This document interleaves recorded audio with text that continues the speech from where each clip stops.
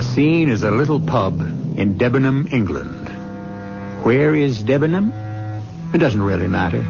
An isolated little town not far from London or the stream of life in general. There are a couple of public houses there, and the George is as good or as bad as the others. It just happens to be where Fergus drinks his 5 glasses of rum every night.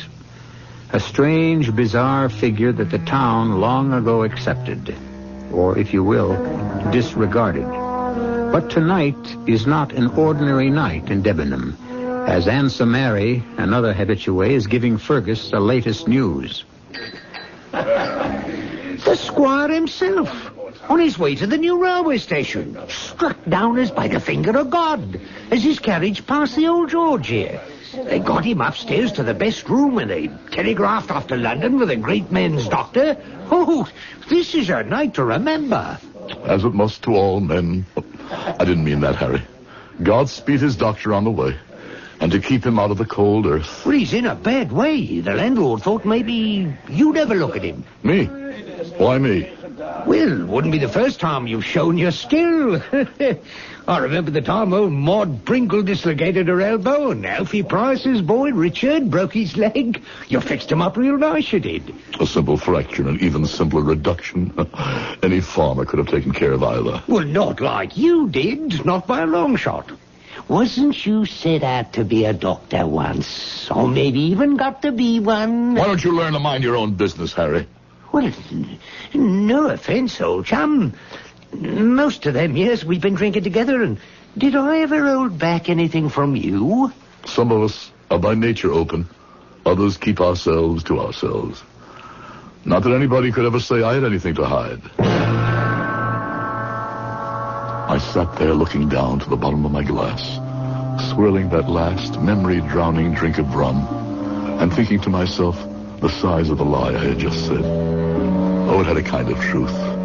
Nobody in Debenham could say I had anything to hide. But I knew what black sins I had to hide from the world. And with enough liquor, even sometimes from myself.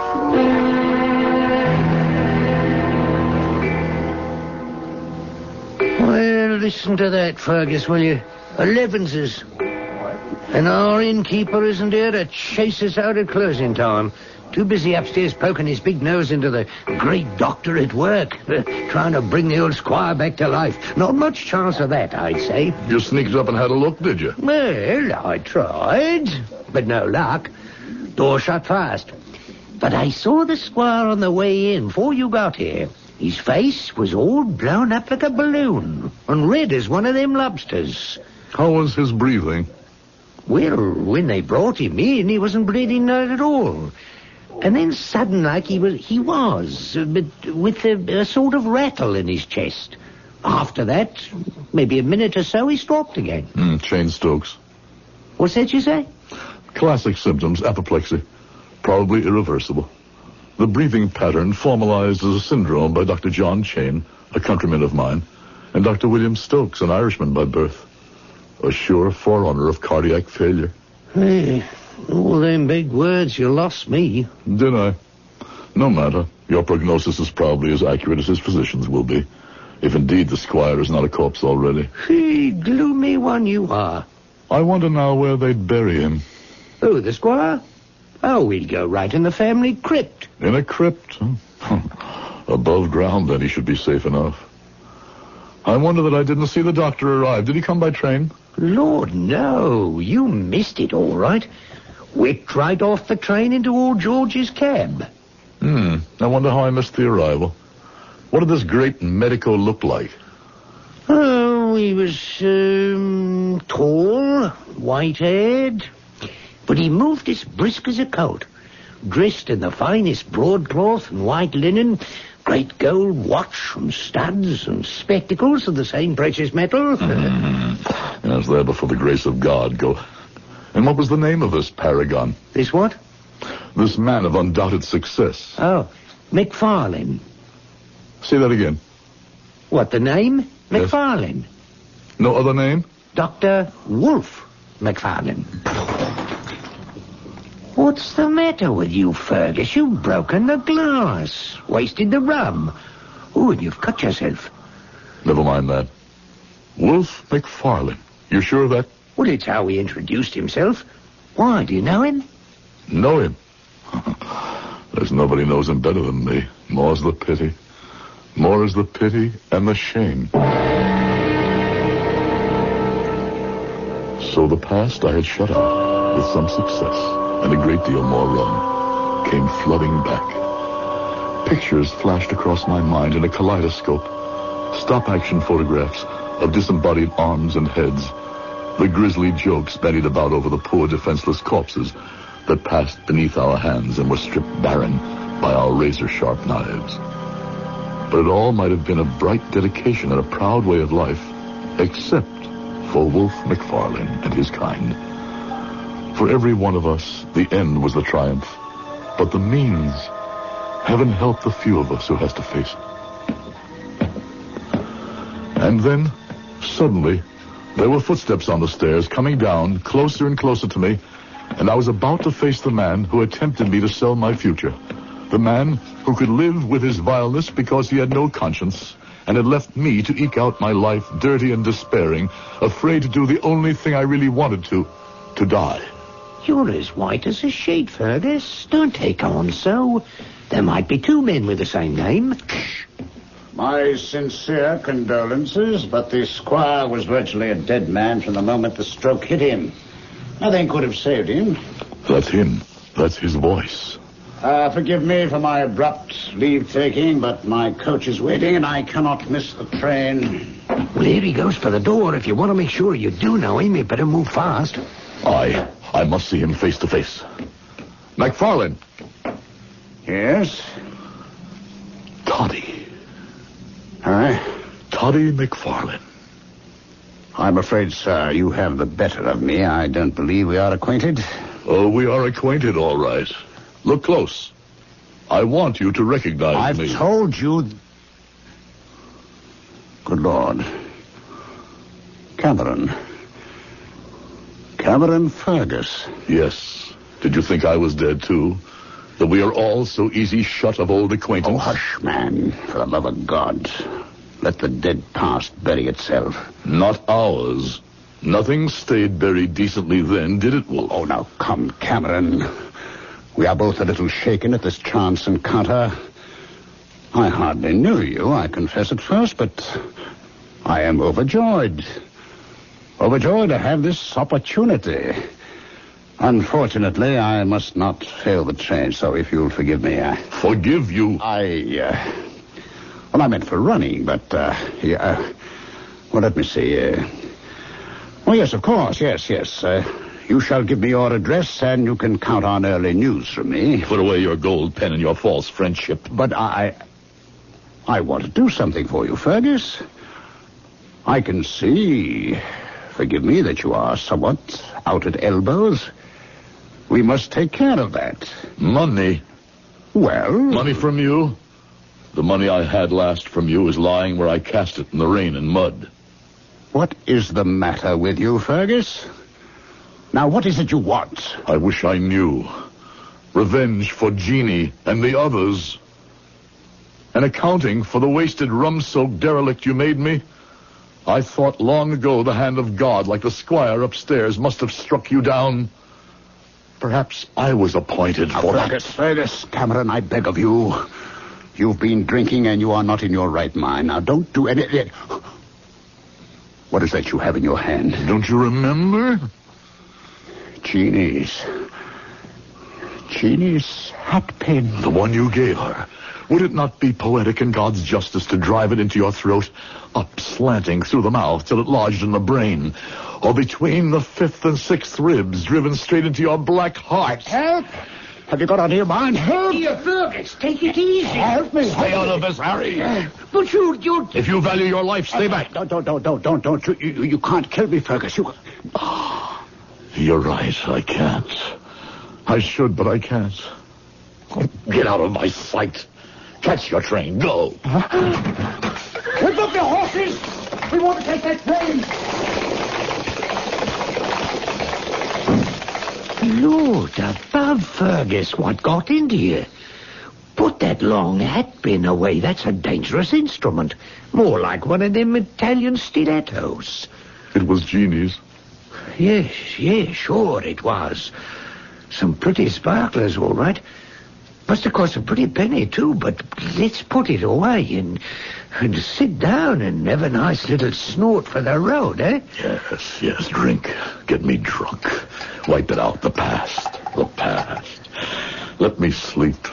And if only I could never wake again. Yes, right as rain, old chum.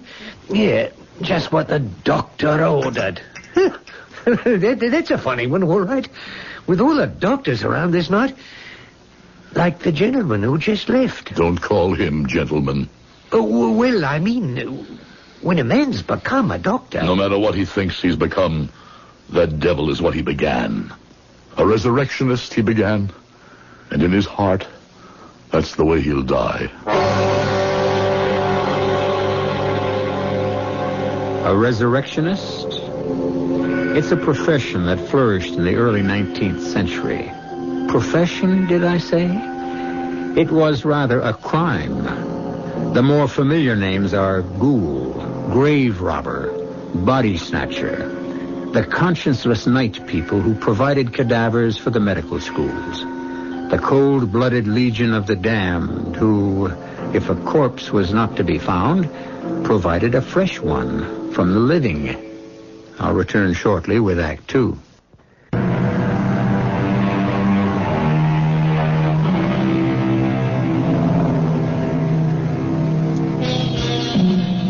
In one of the greatest speeches in the English-speaking theater, Hamlet, the tortured Prince of Denmark, wrestled with the problem, to be or not to be, and came to the conclusion that conscience doth make cowards of us all.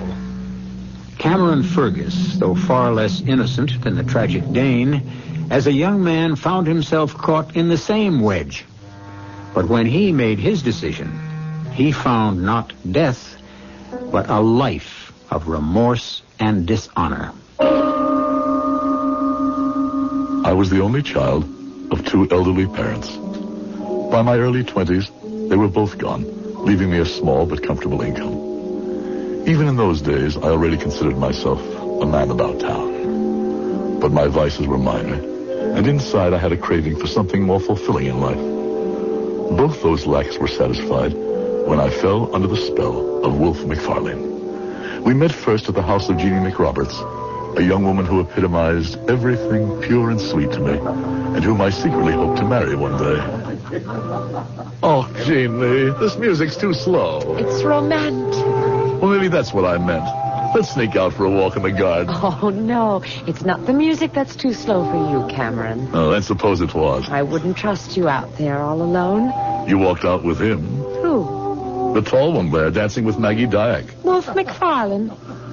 Well, it's the first time he's our guest, and besides, it was still twilight then. He's a dandy, all right. And he has all of you girls making eyes at him. Where's he from? Glasgow, I think. He's here in his second or third year as a medical student, working under Dr. Knight. I suppose he's turned your head, too, huh? He did when we danced. Oh. What could be more exciting than being a doctor anyway? Someone who can make you well if you're ill. Well, maybe I'd better consider taking up the profession myself, so I won't lose you.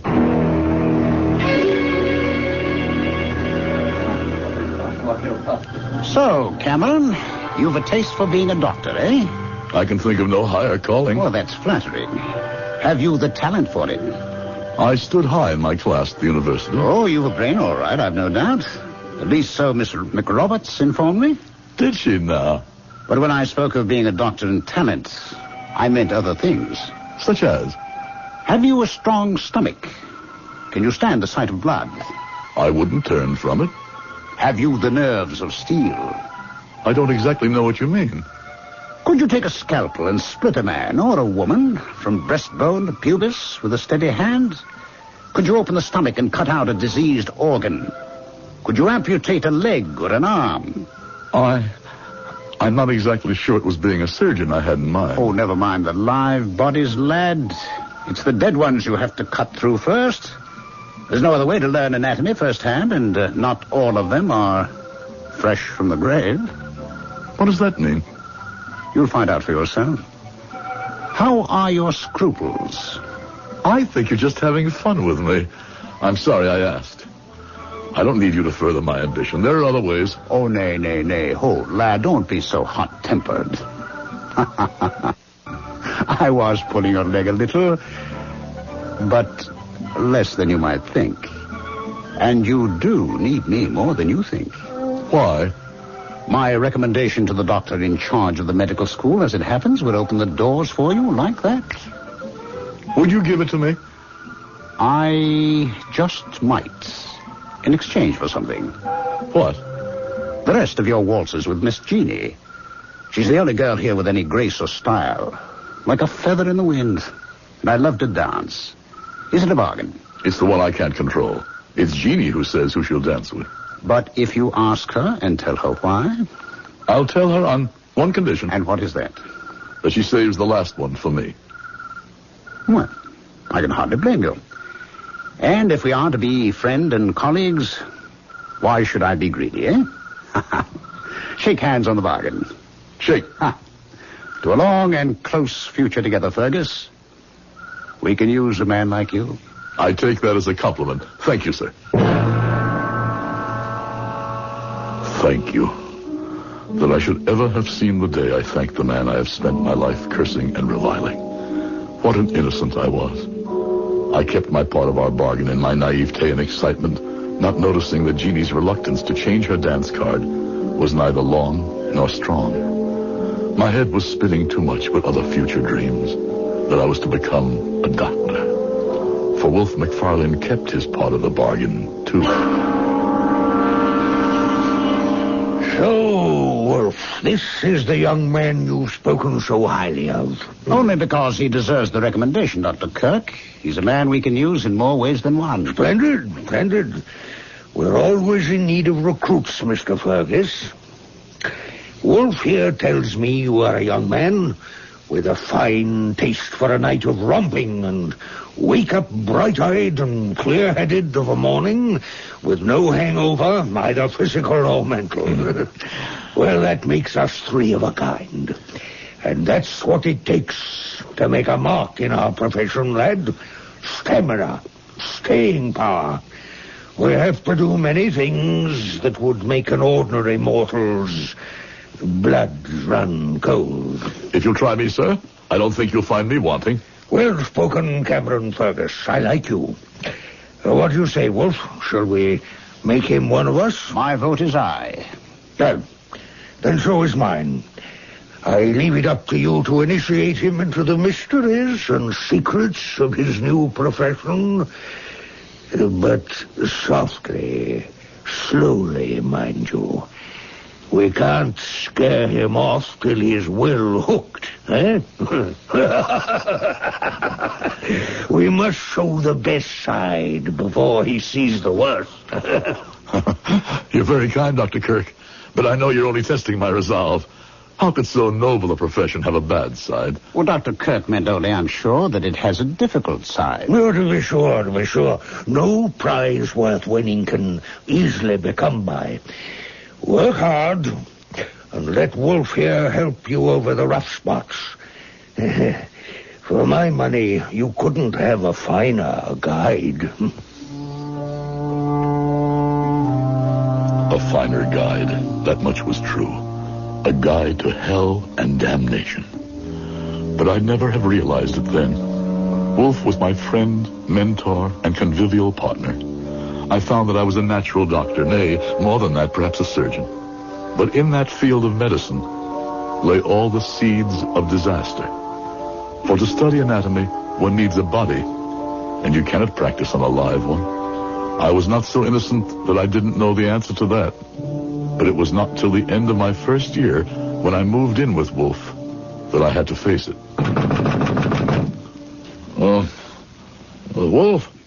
Wolf, wake up. What?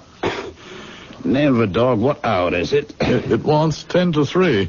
And you wake me. Damn it, Fergus. Someone at the door. Oh, of course. Reason I bid you move in tonight. Get dressed while I answer that. But what is... Don't ask questions. Do as I say. Governor, I was after... No, sorry for the delay. Just give me a moment or two, eh? We have a real load tonight. We'll need help. Oh, don't worry. We have it. Meet us at the usual place, eh?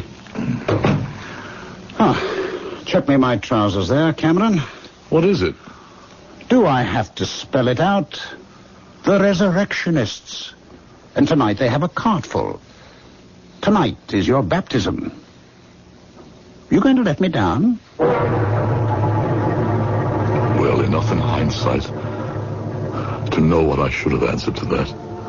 But I was young, and I thought he was my friend. And so, half-dressed, half-sober, half-anesthetized, we went to the building that housed the dissecting lab and began the night's, or I should say, the early morning's work. All right. Put it down. There we are. Is that the last? Not tonight. One more. Fine.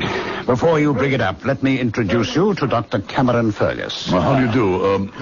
The gentleman prefers to leave his name out of these transactions. Just call him Digger. That's me, by nature and profession. When you bring the last one up, Dr. Fergus will pay you. The usual tariff. Now, Fergus, I'm going to have to leave you in charge. Why did you call me doctor when I'm not even... You've got a lot to learn. We need the title to keep these fellows in hand. What do you mean? I'll explain it to you soon. Now, first off, here is a key. It unlocks the safe there. Now, there's money, cash in there, and I'll tell you just how much to disperse. But be sure the safe is securely locked before these ruffians return. Now, I have to get to Dr. Kirk right away and tell him what luck we've had tonight. He'll want to make arrangements for dissecting and anatomy classes tomorrow. It seems strange. Potter's field death rate was so high this one night. In this part of our business, it is well to question as little as possible. I followed the easy path to do as I was told.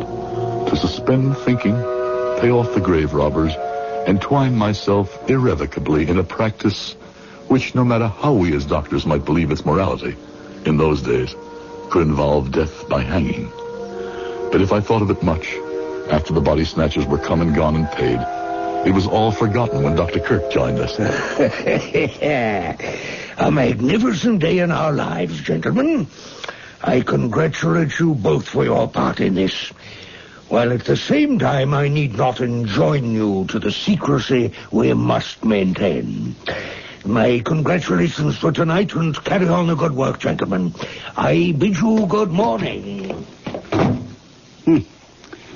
High words, Dr. Kirk. And we are left with all the dirty work. What do you mean?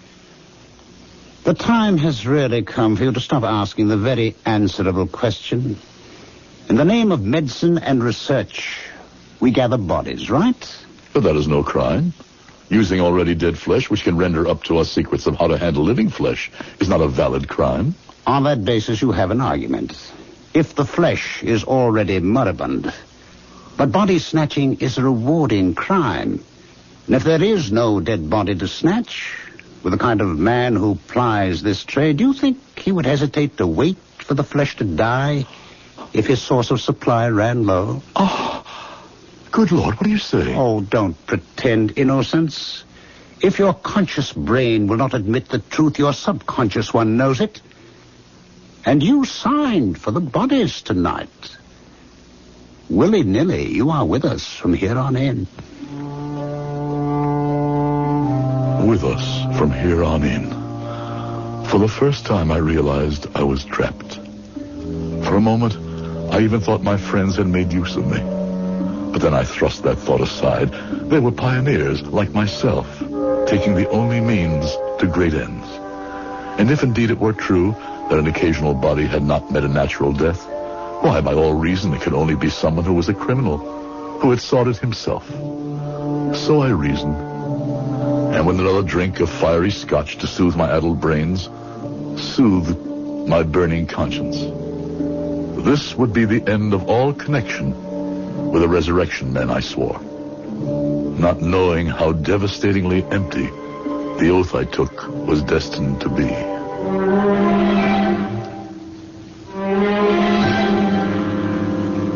Poor Cameron Fergus, lulled into the crime of accessory after the fact. Controlled by men wiser in the ways of vice than he, who would soon involve him as accessory before the fact. And even worse. I'll return shortly with Act 3.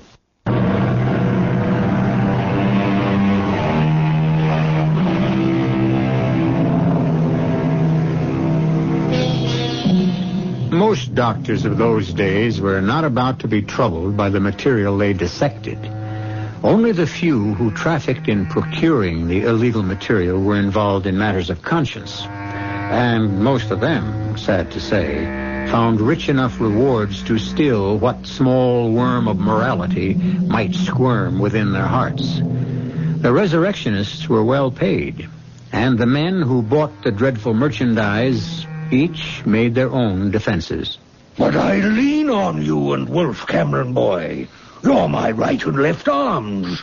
A constant supply of cadavers is the prime necessity of the school. I know, but where they come from is... My boy, that's no question for us.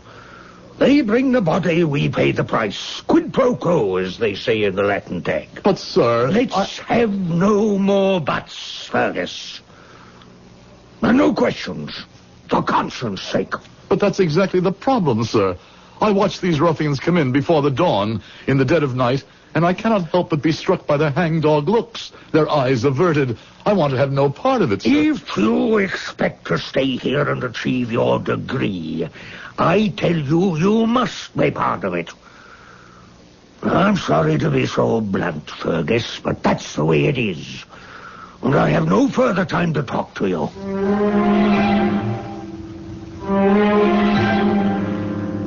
Wolf, help me.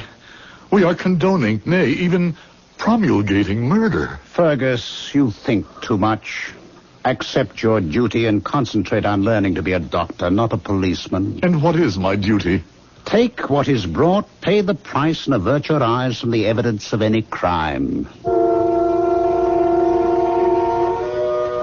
What decisions I might have made in my first revulsion, I'll never know. For at that time, Jeannie came back, and the renewal of our acquaintance put everything else out of my head. She was fascinated about my future as a doctor, the future of all of us. I'd rather have you tell me about Paris and Rome. Oh, that's all for the future. What I want to know about is the present. How soon will you be a doctor? I'm afraid that takes a little time. And Dr. McFarland, how is he? Well, though he's nearer it than me, doctor is still a courtesy title. I wish you'd tell me all about your lives, and what they're like. It's not a subject for a girl. Well, Wolf McFarland didn't mind talking about it. Well, that's his business. If you'd prefer him... And don't be a silly boy. And don't be jealous. I'm only interested because he's become your friend. The more fool I that I thought he was. He'd already been a beginning, but now he was to be the cause of my complete downfall. It happened so casually. One afternoon after work in the lab, I dropped into a neighborhood tavern to meet Wolf sitting with a small, pale man, dark eyes very close together, seemingly refined at the start, but to reveal himself later as coarse, vulgar, and vicious. The tales I could tell you about our old friend Toddy here. Toddy? Sure. Toddy McFarland. What, has he kept his nickname secret from all of you? It seems so. Why Toddy? Because every time we pulled off a rough one, we'd drink a toddy to our trickiness. Hey, Toddy? I wish you wouldn't call me that. Drink up and enjoy the good living it brings all of us. Oh, for God's sakes, watch your mouth. Well, now, will you listen to our preacher? Pay no attention to him, Cameron. Is that your given name? Yes, but... I may be a pretty bad fella myself, but Toddy here, Toddy McFarland, could put us all to shame. Here, look, have a look at him. If looks could kill. Toddy hates me because I know too much about him. I told you don't call me that confounded... I'll call you as I please, and what can you do to keep my mouth shut, Toddy? Just look at him, Cameron Fergus. Did you ever see the lads play knife? He'd like to do that. All over my body. We medicals have a better way than that. When we dislike a dead friend of ours, we dissect him. Why I made that stupid, ugly joke, I'll never know. I longed to snatch the words back the moment they were said. Would to God I could have. I was to regret them the rest of my life. I should have admitted before this that I was well paid for my work of receiving nocturnal corpses. No questions asked. It was 3 nights after I had met Gray, and I was on duty at the empty dissecting rooms when... Come on, Fergus. Damn it, man. Would you have me caught red-handed? Wolf, what are you doing here at this hour? Shh. Ask no questions. I have some merchandise in the gig. Help me in with it. He was a small enough figure, wrapped in a winding sheet, and it was no job for the two of us to bring him in and stretch him on a table. But for some reason, Wolf McFarlane was breathing as heavy as if we had lifted a horse. All right, sealed and delivered. Let's have it signed. What? Get to the safe. I want you to pay me and give me the receipt. Since when did you turn resurrectionist? We're short of bodies, are we not? Nothing for the class to start on tomorrow? Come on. Let's get the transaction over with. Patience, man. We've the rest of the night. And your friend is in no hurry anymore. Sign the paper and give it to me. Well, don't you want the money first? The paper. All right. My signature for posterity. And for me, this is all I need. And the money? My present to you, old chum. The finder's fee, too. You've been working too hard as it is. A man ought to have some reward. Why don't you take my rig and slip on home? I'll cover for you for the rest of the night. It's late enough for both of us to leave. Oh, I think I'll stay. Pre-dissect the derelict there.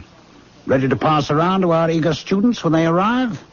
McNeil's working on the lower extremities. Sharples is screaming for a liver. What's the matter with you? You seem unnerved. Who in... No, don't take that sheet away, don't.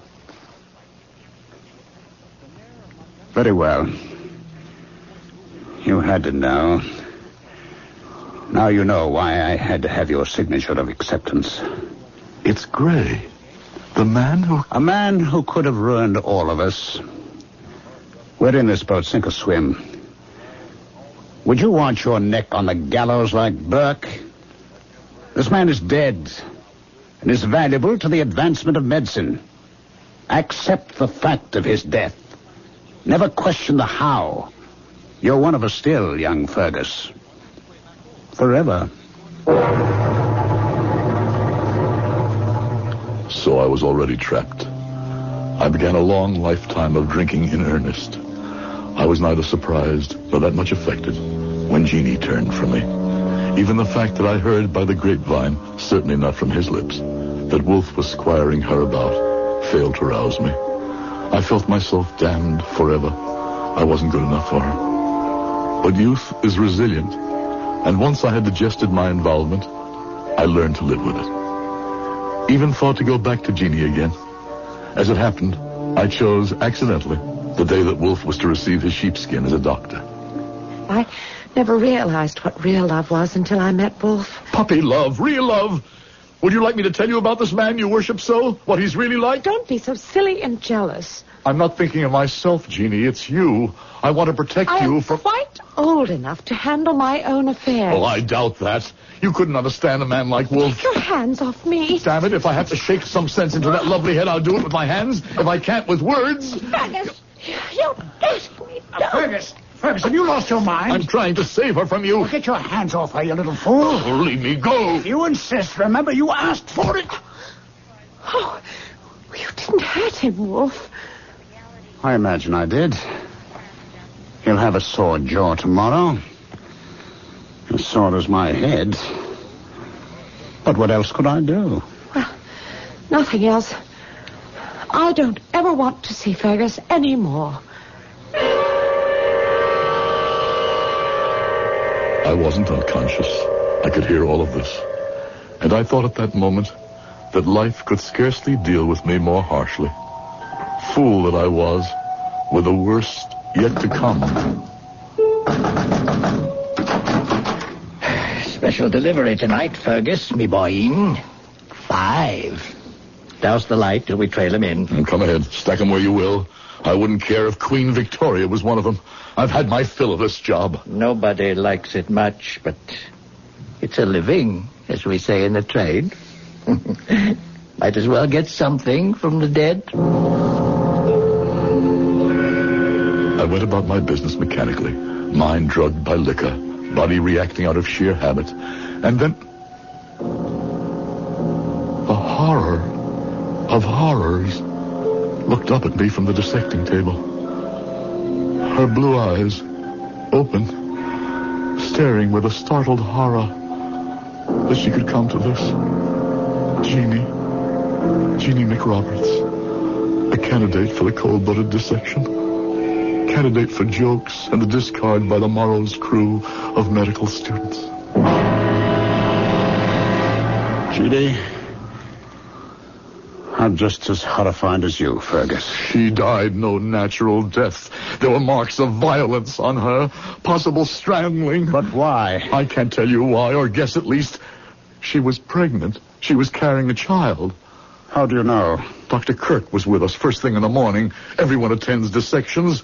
Jeannie was with child. Do you suppose she killed herself? You know she didn't. Jeannie was murdered. I'm not going to let her die unrevenged. You're not suggesting I had anything to do with it. Exactly. I'd reconsider that statement if I were you. Oh. If anyone did kill her, and mind you, I'm not saying they did, you would be the logical suspect. She did spurn you. Yes, but let me remind you about the bodies that you've received for dissection and signed for. Many of which you must have known died not natural deaths. Gray, for example. If you want to place any necks in the noose, go ahead. But give first a care to your own, my lad. I warned you when you began this business. You should be without a conscience.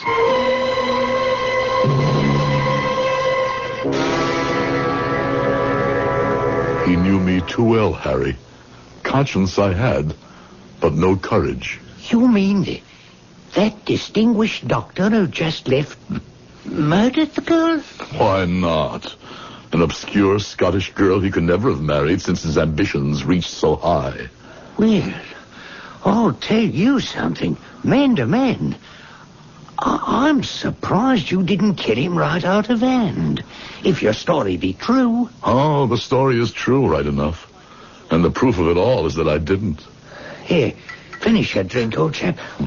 Thanks. Oh, strong enough.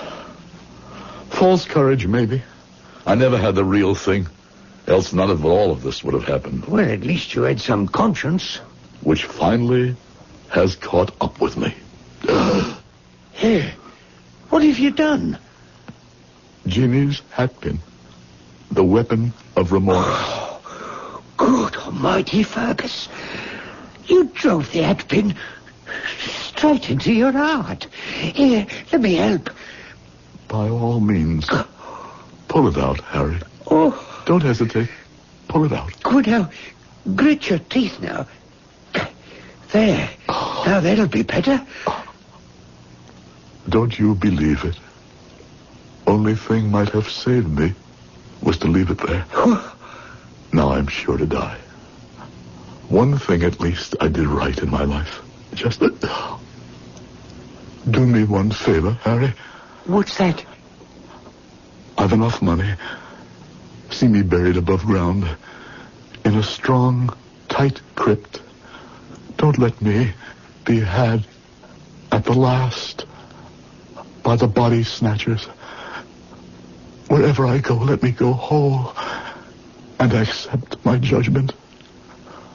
Whatever it is. Oh.